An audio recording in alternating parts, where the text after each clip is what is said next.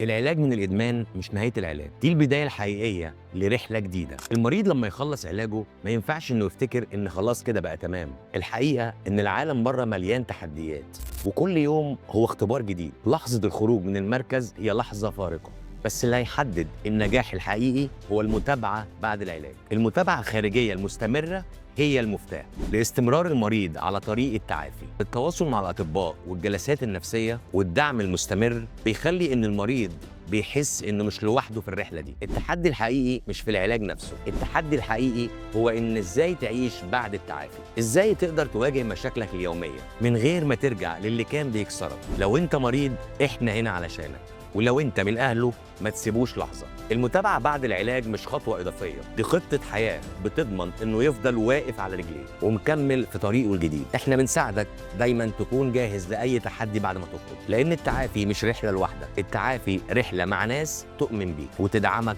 في كل خطوه.